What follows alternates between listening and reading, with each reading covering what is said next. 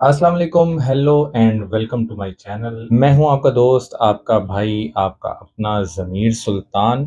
आज की वीडियो बनाने का मकसद ये है कि लास्ट टाइम होने वाले 13 अक्टूबर को all Punjab arm wrestling tournament, इस टूर्नामेंट के बारे में आप लोगों को बताना बहुत ज़रूरी था। मैं समझता हूँ कि बहुत ज़रूरी है। वो इसलिए भी कि आर्म रेसलर्स के लिए, आर्म रेसलिंग कम्युनिटी के लिए ये एक गुड साइन था। क्योंकि ये टूर्नामेंट पंजाब की प्रेमिसेस में था, मंडी बहाउद्दीन में, फालिया सिटी में। टूर्नामेंट बहुत ही शानदार था, बड़ी अच्छी मैनेजमेंट थी वहाँ पर। ओलंपिया जिम में ये सारा सेटअप किया गया था, वहाँ पर प्लेयर्स के लिए sitting was good, everything was good. वहाँ पर इवन वेट कैटेगरी के हवाले से, बॉडी वेट्स के हवाले से भी वो सारा मामला एक ओपन था। पास्ट में होने वाले टूर्नामेंट्स की तरह, जिस तरह वो बॉडी वेट्स और इस तरह की चीज़ों को मैनिपुलेट किया जाता है और इस तरीके से यानी कि अवाम के साथ जो धोखा किया जाता है, बिल्कुल वैसा नहीं था। और बिल्कुल सबके सामने बॉडी वेट्स हो रहे थे, नाम लिखे जा रहे थे, इवन आईडी वेरिफिकेशन। ये वो चीज़ें मैं आपके साथ ज़िक्र कर रहा हूँ कि जो एक टूर्नामेंट में ये छोटी-छोटी चीज़ें जो हैं, वो सब मिलकर एक बहुत बड़ा और बहुत एक कामयाब इवेंट बनता है। इवेंट के ऑर्गेनाइज़र थे अरसलान भट्ट साहब। फर्स्ट टाइम वो मंडी बहाउद्दीन में, फालिया सिटी में ये आर्म रेसलिंग टूर्नामेंट करवा रहे थे। इस तरह के टूर्नामेंट्स होते रहेंगे तो ऑर्गेनाइज़र्स भी ऑब्वियसली स्पोर्ट्स में आते रहेंगे, सोशल मीडिया के ऊपर प्रमोशन होगी। और मैं इस बात पर हैरान था कि पंजाब की एक, समझ लें कि बहुत ही एक फ़ेमस नहीं है वो सिटी, और वहाँ पर एक ऐसा टूर्नामेंट ऑर्गेनाइज़ हुआ कि जिसमें ऑर्गेनाइज़र्स ने लाख 2 लाख रुपए समझ लें कि अपने पास से लगाए, और उसके अलावा 1 लाख रुपए का प्राइज़ मनी भी उसमें अनाउंस किया और वो प्राइज़ेज़ दिए। इस तरह से अच्छी एग्ज़ाम्पल सेट होती हैं आर्म रेसलिंग टूर्नामेंट के लिए, प्लेयर्स के लिए। और इसमें ऑर्गेनाइज़र्स आते हैं, लोग इंटरेस्ट लेते हैं। इसके साथ-साथ कम्युनिटी के लिए जो अलार्मिंग सिचुएशंस हैं, जो खतरात हैं, मैं उनसे भी आपको आगाह करूँगा। यार एक्चुअली जब मैं छोटे-छोटे बच्चों को, यंगस्टर्स को, प्लेयर्स को आर्म रेसलिंग के लिए इतना पैशनेट देखता हूँ, टेबल पर आकर इस तरह से खेलते हुए, और वो जो दिलो-दिमाग में जो उनका एक जोश व जज़्बा है, जो उनका मकसद है, जो उनका एम है, उन्हें जब ऐसे खेलता हुआ देखता हूँ तो मुझे खुशी तो होती है, लेकिन उसके साथ-साथ थोड़ा डर भी लाहक होता है कि कहीं इनका ये जो मकसद है, कहीं इनका ये जोश और जज़्बा है, ये आर्म रेसलिंग स्पोर्ट्स के लिए, इनके दिल में जो इतनी मोहब्बत है, इतना जोश और जुनून है, कहीं ये ज़ाया ना हो जाए। कम्युनिटी के ये लोग, हम लोग आर्म रेसलिंग के लिए जो कुछ कर रहे हैं, या आप यूँ कह सकते हैं कि हम अपनी ज़िंदगी में आर्म रेसलिंग को जिस मकाम पर देखना चाहते हैं, ये ना हो कि कल को हमारे वो मकासद चेंज हो जाएँ। ये ना हो कि हम लोग डिस्ट्रैक्ट हो जाएँ, और इन तमाम प्लेयर्स का, ख़ास तौर पे जो बहुत छोटी एज के जो जूनियर्स हैं और यूथ के प्लेयर्स हैं, इन तमाम का मकसद ना बदल जाए। इसलिए आज की वीडियो में मैं अपने एनालिसिस और एक्सपीरियंसेस से आपको कम्युनिटी के उन नासूरों के बारे में भी बताऊँगा। बल्कि उनके लिए अगर नासूर में से ना का वर्ड रिमूव कर दिया जाए तो वो भी बेटर है। उनके बारे में भी आपको आगाह करूँगा कि कैसे वो हमारी आर्म रेसलिंग स्पोर्ट को, हमारी कम्युनिटी को किस लेवल पर और कितने बुरे तरीके से डैमेज कर रहे हैं। एक कैंसर बन चुके हैं, नासूर बन चुके हैं, जिनका इलाज बरवक़्त होना ज़रूरी है। और ये इलाज आपने और मैंने और हम सब ने मिलकर ही करना है इंशाअल्लाह। कुछ अर्सा पहले एक वीडियो में हमने तबीयत वॉच की थी, हमारे लाहौर से एक ऑर्गेनाइज़र हैं, वो आंटी फिगर वाले। आपको पता है, टिन डीज़ल, गंजे दत्त आप उनको कह सकते हैं, मिनी गंजे दत्त sorry. Same to same KK भाई के पैटर्न पे उन्होंने फ़नकारियाँ लगाने की कोशिश की थी। दुःख मुझे इस बात का था कि अपने ही हाथों उन्होंने टूर्नामेंट का सत्यानाश कर दिया और उस टूर्नामेंट में एक बिदअत इजाद करके अपने टूर्नामेंट को तबाह व बर्बाद कर दिया। जी भाईजान, आप बिल्कुल सही समझ रहे हैं। उन्होंने पाकिस्तान की हिस्ट्री में, बल्कि दुनिया की हिस्ट्री में पहली बार आर्म रेसलिंग टूर्नामेंट में ज्यूरी मुतारिफ़ करवाई थी, जिसका फ़ैसला रेफ़री से भी ऊपर था। यार मेरा मतलब है कि यानी कि रेफ़री तो फिर मर गया भाई, मर गया, समझ लें आप। और आज तक वो अपनी उस गंदी और घटिया हरकत को जस्टिफ़ाई करता हुआ आ रहा है, और बट कोई फ़ायदा नहीं हुआ। खैर, वो लाहौर का जर्मन शेफ़र्ड भालू आज हमारा टॉपिक नहीं है। आज हम बात कर रहे हैं रिसेंटली होने वाले टूर्नामेंट पर और कम्युनिटी के कुछ नासूरों पर। आप कह सकते हैं कि कुछ गैर मुल्की नासूर। ब्रदर्स, 13 अक्टूबर को होने वाला ये all Punjab arm wrestling tournament 2024 एक कामयाब इवेंट था। लो वेट के बहुत से अच्छे प्लेयर्स ने इसमें पार्टिसिपेट किया हुआ था, मिड वेट के, हैवी वेट के, लो वेट में मुदस्सिर थे, हुज़ैफ़ा थे, इस तरह के बिलाल, इस तरह के बहुत से प्लेयर्स थे। मिड वेट में जेहलम से नजीब और सोहेब सुल्तान और इस तरह के बहुत से प्लेयर्स, उसके अलावा हारून -85 केजी कैटेगरी के विनर भी थे, अब्दुल अज़ीज़, उसके बाद Salman Shah open weight category में, और राना अकबर, और इस तरह के बहुत से प्लेयर्स थे। टूर्नामेंट की कंप्लीट वीडियोस मेरे चैनल पर भी और आसिम आर्म रेसलिंग उस चैनल पर भी अपलोडेड हैं, आप जाके देख सकते हैं। इनमें सबसे ज़्यादा हाइप्ड मैचेस में जो मुझे लगा वो अब्दुल अजीज़ वर्सेस हारून था। काफ़ी अच्छा मैच था और समझ लें कि बहुत ही स्ट्रगल के बाद दोनों ने इस मैच को ख़त्म किया और मेरे ख़्याल से ये एक बड़ा एक इंटरेस्टिंग मैच था। उसके बाद इंटरेस्टिंग मैच था राणा अकबर वर्सेस नुमान खान का। इंटरेस्टिंग मैं नुमान खान के मैच को सिर्फ़ इसीलिए कह रहा हूँ कि जिस तरह से नुमान खान ने सलमान शाह से मैच विन किया था अपना विनर्स ब्रैकेट में, तो सबको ये लग रहा था कि ये वन साइडेड शायद विनर होगा। बल्कि राणा अकबर ने जो हाल किया वो भी आप लोगों के सामने ही है और बच्चा भी नहीं कह सकते इस बात को, यानी कि नुमान खान एक बच्चे जितना भी सर्वाइव नहीं कर सका। इवन बस वहाँ पर ऐसे था कि रेडी गो और डेढ़-डेढ़ फुट के 2 फाउल किए नुमान खान ने और वो बेचारा बहुत ही समझ लें कि बच्चों की तरह, बच्चे भी मेरे ख्याल में थोड़े बेहतर होते हैं, एटलीस्ट वो ट्राई करते हैं, तो वो लूज़र्स ब्रैकेट में चला गया। कल इसी दौरान हम बात कर लेते हैं उन मैचेस की जिसे बहुत समझ लें कि एक हाइप्ड मैचेस बनाकर पेश किया जा रहा है कि जैसे वो पता नहीं क्या था और वहाँ पर क्या हो गया, किस तरीके से हुआ, ये हो गया, वो हो गया, धांधली और फलाना और टमकाना। हैं तो गैर मुल्की लेकिन उन्होंने जो है वो पाकिस्तानी स्टाइल ही अडॉप्ट किया हुआ है। वो मैचेस थे सलमान शाह वर्सेस नुमान खान। यार मेरे लिए तो वो मैचेस बिल्कुल ही सिंपल थे। यानी कि उनमें बस कुछ ये था कि रिव्यूज़ वगैरह और उसमें आपको पता है बहुत से मैटर्स होते हैं। अदरवाइज़ ऐसा कुछ भी नहीं था उन मैचेज़ में। बिल्कुल सिंपल था, एक फाउल अगर इस प्लेयर का हो रहा है तो फिर कभी दूसरे प्लेयर का हो जाता था। कभी एक फाउल किसी एक प्लेयर का हो जाता था, कभी दूसरे का, कभी थोड़ा रेस्ट आ जाता था, कभी वार्म-अप्स, कभी कुछ, कभी कुछ। मैच थोड़ा-सा रिव्यूज़ की वजह से लंबा ज़रूर हो गया लेकिन मैच बहुत सिंपल था। ए कैटेगरी में यानी कि जिसे आप विनर्स ब्रैकेट बोलते हैं, विनर्स ब्रैकेट में नुमान खान ने सलमान शाह को विन किया और उसके बाद राणा अकबर से हार के नुमान खान भी लूज़र ब्रैकेट में चला गया। अब लूज़र्स ब्रैकेट के फाइनल्स में सलमान शाह वर्सेस नुमान खान का दोबारा से मैच हुआ।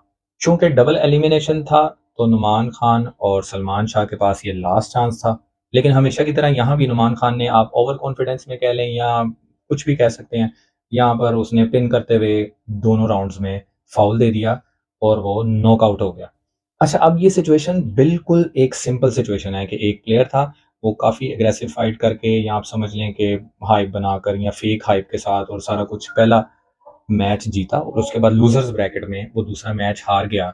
ये चीज़ एक सिंपल है। ये टूर्नामेंट में ऐसे ही होता है। ये कोई नई चीज़ नहीं थी।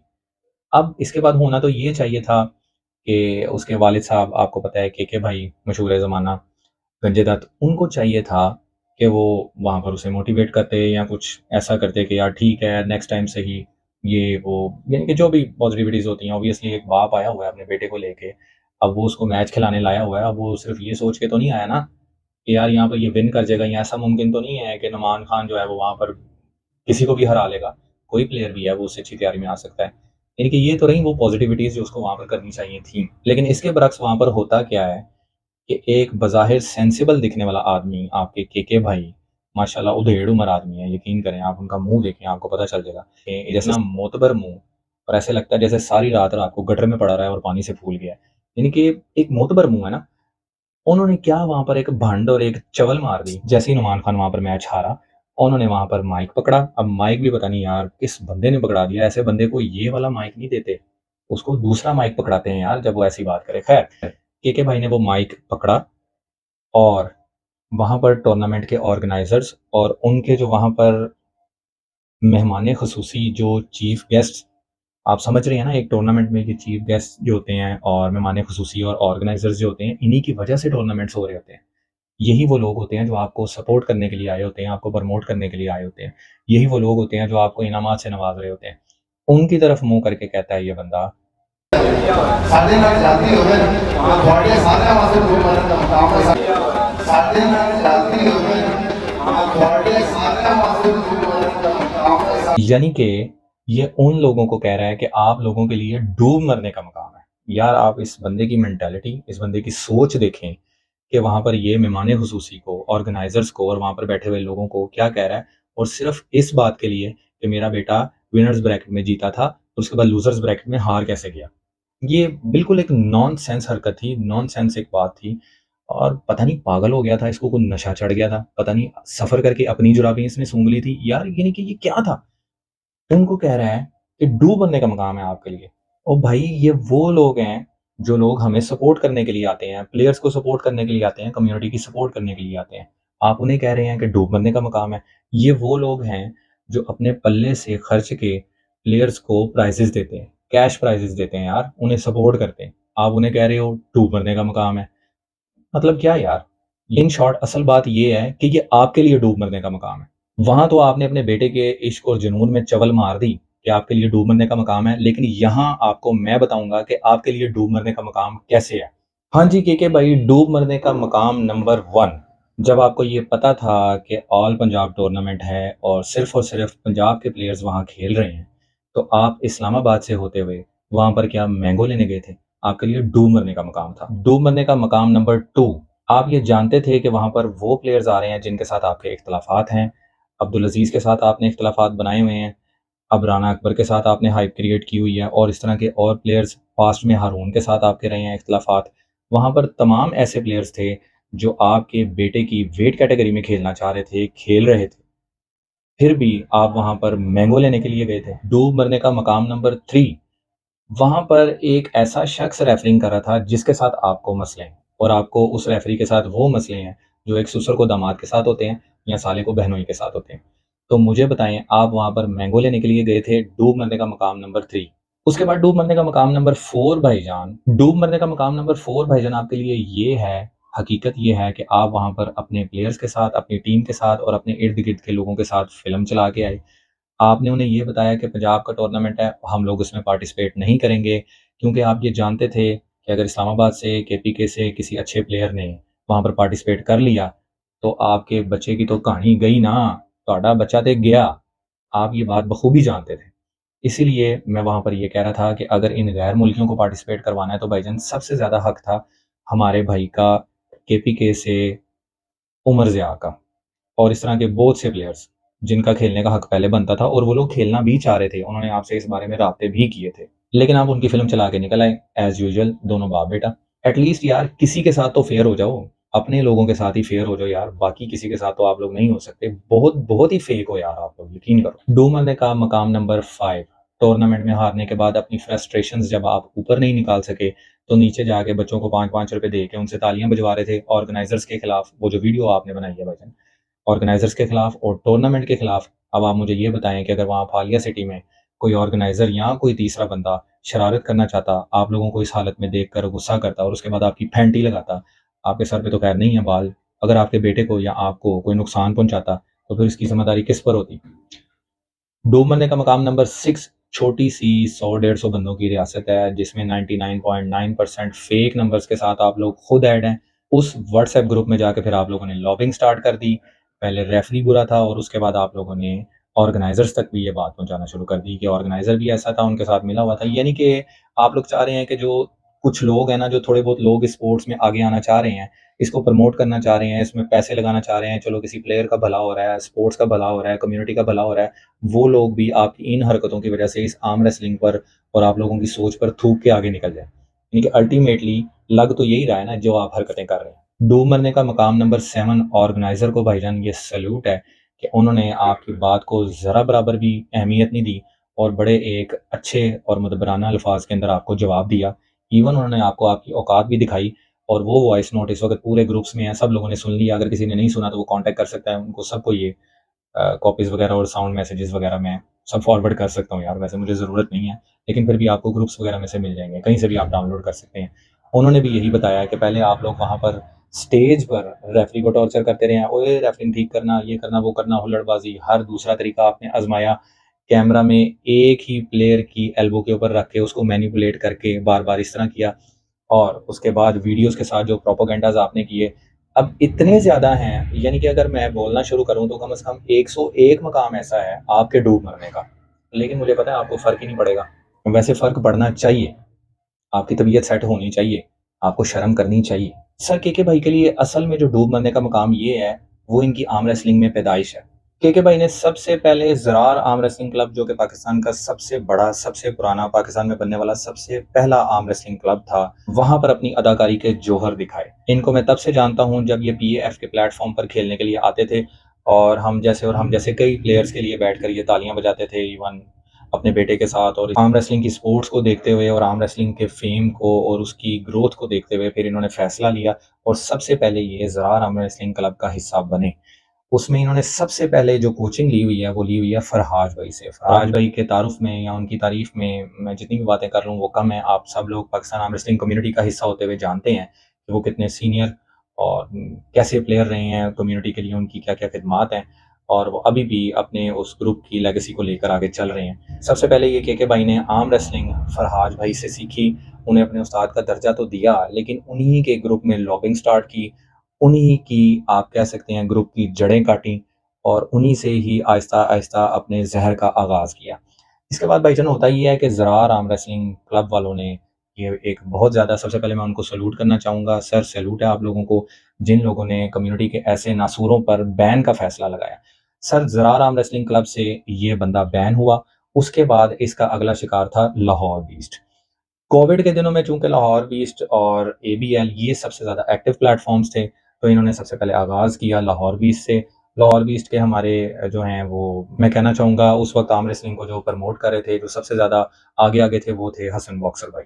हसन बॉक्सर भाई ने एज़ यूजुअल इन प्लेयर्स को अडॉप्ट किया और लाहौर बीस्ट की एक टीम को मज़बूत करने के लिए इन्हें प्रमोट किया, इन्हें फ़ेम दिया, लेकिन वो भी इनके ज़हर से ना बच सके और आपने देखा होगा कि उसके बाद कभी भी ना किसी लाहौर बीस्ट के प्रैक्टिस सेशन पर ये लोग नज़र आए, ना किसी लाहौर बीस्ट के मुकाबले के ऊपर ये लोग नज़र आए। आहिस्ता-आहिस्ता लाहौर बीस्ट ने भी इनसे अपना हाथ खींच लिया। नंबर 3 पर फिर इन्होंने शिकार बनाया खानज़ादा इक्विपमेंट्स के प्लेटफ़ॉर्म को। खानज़ादा इक्विपमेंट्स का प्लेटफ़ॉर्म जो कि पाकिस्तान में आर्म रेसलिंग टूल्स का एक बहुत बड़ा प्लेटफ़ॉर्म है। अब्दुर्रहीम खानज़ादा भाई, वो आर्म रेसलिंग के लिए जो अपनी सर्विसेज़ दे रहे हैं, टूल्स मैन्युफैक्चरिंग की सूरत में और उसके अलावा अब रेफरिंग में, जिस डिपार्टमेंट में सबसे ज़्यादा डेडिकेटेड लोगों की ज़रूरत है।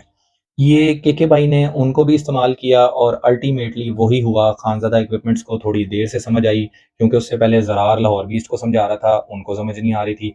फिर ज़रार और लाहौर बीस्ट दोनों ने जब डंग खाया, वो दोनों मिलके फिर खानज़ादा इक्विपमेंट्स को समझाना चाह रहे थे, लेकिन इनको थोड़ी लेट समझ आई, लेकिन बहुत-बहुत अच्छे तरीके से आ गई।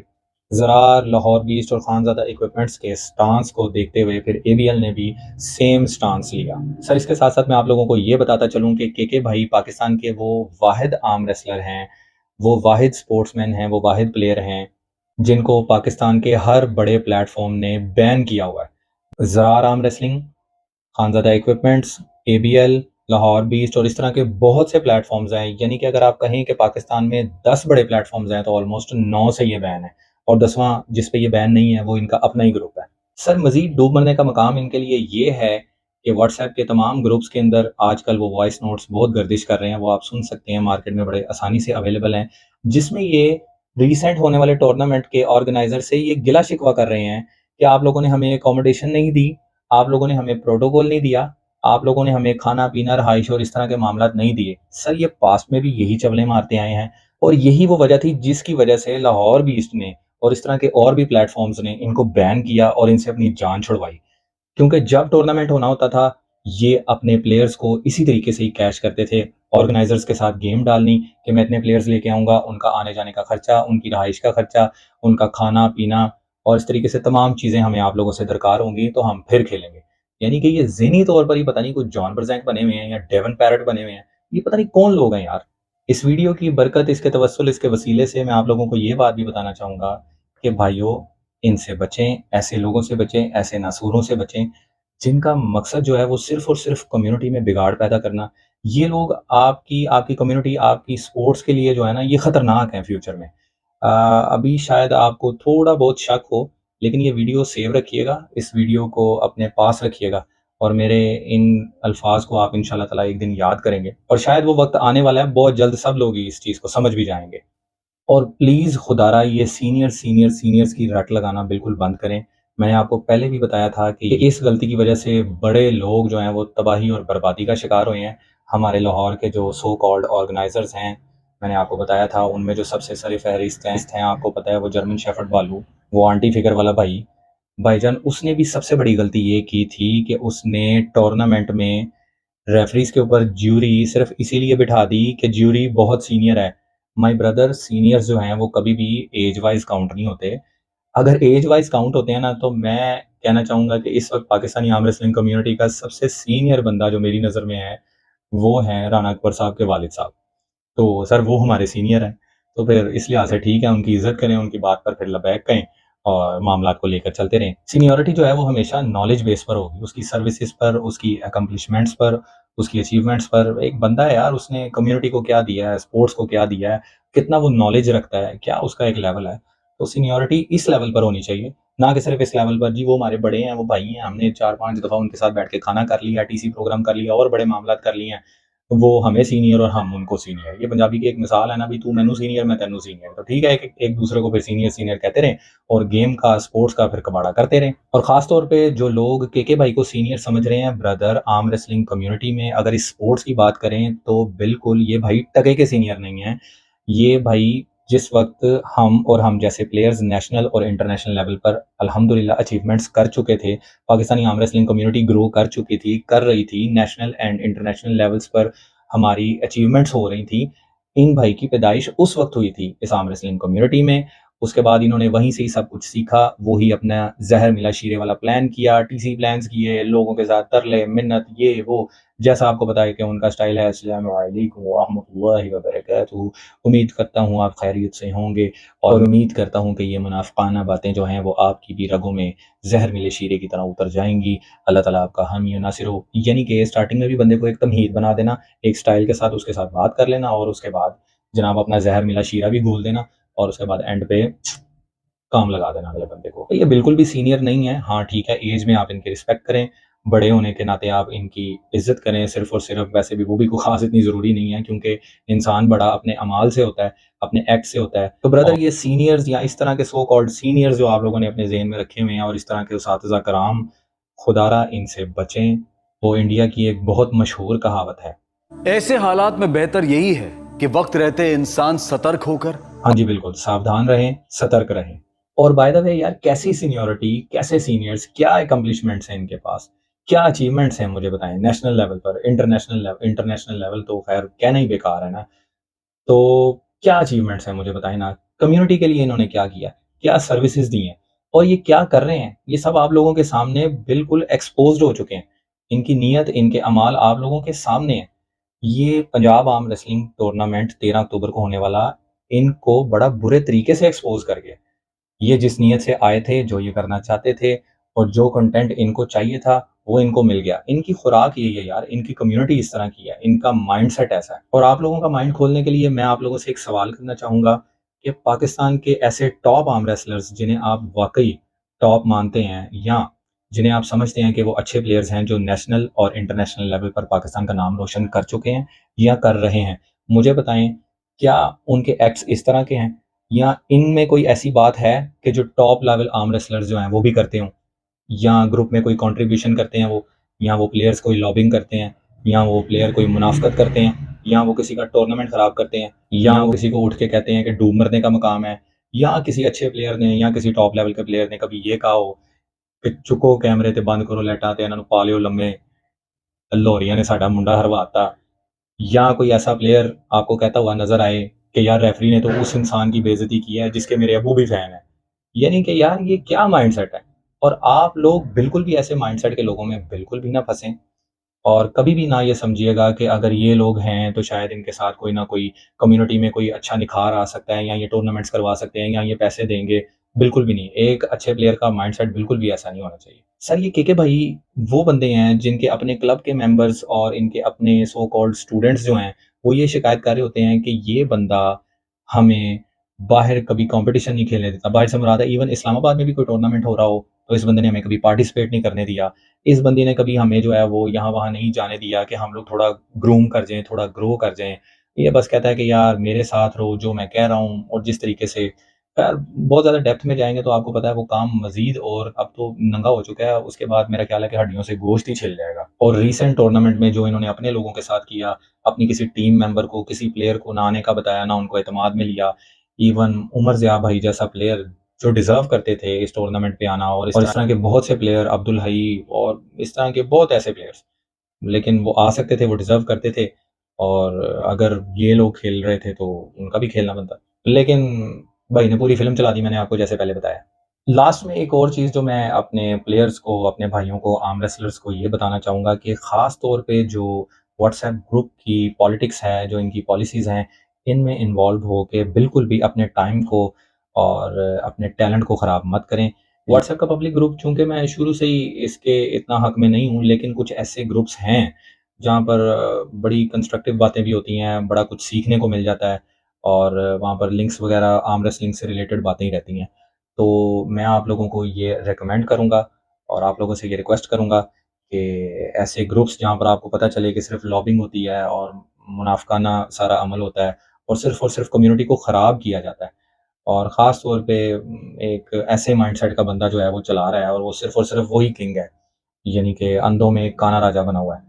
तो उस तरह के ग्रुप से भी अवॉइड करें, इवन यानी कि आप इसे एक छोटा-मोटा सा सोशल मीडिया का बायकॉट ही समझ के कर लें। इससे फ़ायदा आपको ये होगा कि आप लोग ज़्यादा डिस्ट्रैक्ट नहीं होंगे। अब मैंने एक चीज़ नोट की कि ये जो इनका 100 150 बंदों का, जिसमें से 99.9% इनके अपने ही नंबर हैं और इनके अपने ही फेक अकाउंट्स ऐड हैं, कि जिनका ना किसी को पता है कोई आर्म रेसलर है या नहीं है। तो उस कम्युनिटी में, उस ग्रुप में जो बंदा ऐड है ना, उसका माइंडसेट ही और होता है। उसे ऐसा लगता है कि यार पता नहीं कोई बम फट गया। अगर एक मैच हुआ है तो पता नहीं उसमें कितनी बड़ी धांधली हो गई है। पता नहीं जो है वो नुमान खान इतना अच्छा हो गया कि वो अब अगला मैच लिवान से करने के लिए जा रहा है, या पता नहीं क्या, यानी कि इस तरह की हाइप और ये चीज़ें मिलती हैं। अटेंशन सीकर्स हैं ये लोग। देखिए पाकिस्तान में आर्म रेसलिंग के बड़े-बड़े नाम कौन-से हैं?